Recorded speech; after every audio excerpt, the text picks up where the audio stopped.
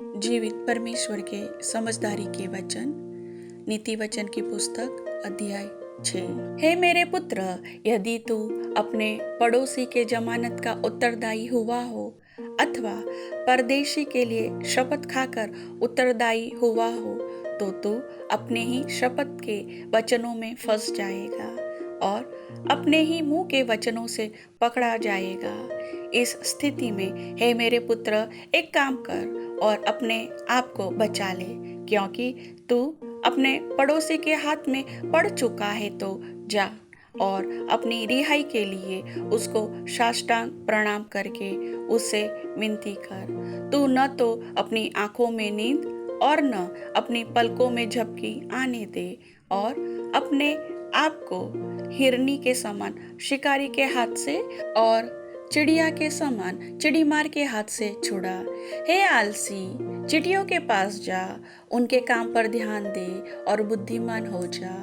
उनके न तो कोई न्यायी होता है, न प्रधान और न प्रभुता करने वाला, फिर भी वे अपना आहार दुष्काल में संचय करती है और कटनी के समय अपनी भोजन वस्तु बटोरती है। हे आलसी, तू कब तक सोता रहेगा? तेरी नींद कब टूटेगी? थोड़ी सी नींद, एक और झपकी, थोड़ा और छाती पर हाथ रखे लेटे रहना, तब तेरा कंगालपन राह के लुटेरे के समान और तेरी घटी हथियारबंद के समान आ पड़ेगी। ओछे और अनर्थकारी को देखो, वह टेढ़ी मेढ़ी बातें बकता फिरता है। वह नैन से सैन और पांव से इशारा और अपनी अंगुलियों से संकेत करता है।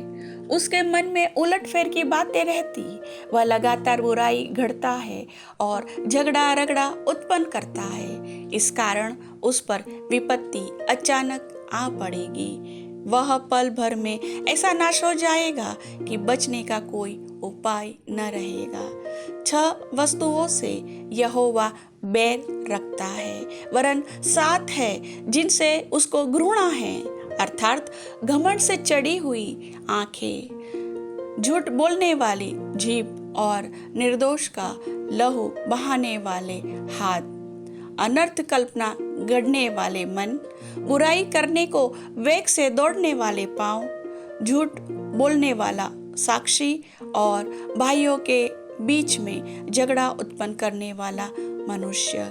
हे मेरे पुत्र, अपने पिता की आज्ञा को मान और अपनी माता की शिक्षा को न तज। उनको अपने हृदय में सदा गांठ बांधे रख और अपने गले का हार बना ले। वह तेरे चलने में तेरी अगुवाई और सोते समय तेरी रक्षा और जागते समय तुझे शिक्षा देगी। आज्ञा तो दीपक है और शिक्षा ज्योति, और अनुशासन के लिए दी जाने वाली डांट जीवन का मार्ग है।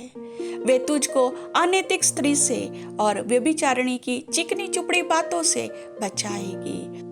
उसकी सुंदरता देखकर अपने मन में उसकी अभिलाषा न कर, वह तुझे अपने कटाक्ष से फंसाने न पाए, क्योंकि वेश्यागमन के कारण मनुष्य रोटी के टुकड़ों का भिखारी हो जाता है, परंतु व्यभिचारिणी अनमोल जीवन का अहेर कर लेती है। क्या हो सकता है कि कोई अपनी छाती पर आग रख ले और उसके कपड़े न जले? क्या हो सकता है कि कोई अंगारे पर चले और उसके पांव न झुलसे? जो पराई स्त्री के पास जाता है उसकी दशा ऐसी है, वरन जो कोई उसको छुएगा वह दंड से न बचेगा। जो चोर भूख के मारे अपना पेट भरने के लिए चोरी करे, उसको तो लोग तुच्छ नहीं जानते, फिर भी यदि वह पकड़ा जाए तो उसको 7 गुना भर देना पड़ेगा, वरन अपने घर का सारा धन देना पड़ेगा। जो परस्त्री गमन करता है वह नीरा निर्बुद्ध है। जो ऐसा करता है वह अपने प्राण को नाश करता है। उसको घायल और अपमानित होना पड़ेगा और उसकी नामधराई कभी न मिटेगी, क्योंकि जलन से पुरुष बहुत ही क्रोधित हो जाता है और जब वह बदला लेगा तब कोई दया नहीं दिखाएगा। वह मुआवजे में कुछ न लेगा और चाहे तो उसको बहुत कुछ दे तो भी वह न मानेगा। वचन के सुनने वाले सभी भाई बहनों को वचन समझने के लिए समझ बुद्धि ज्ञान की आत्मा दे। आमीन।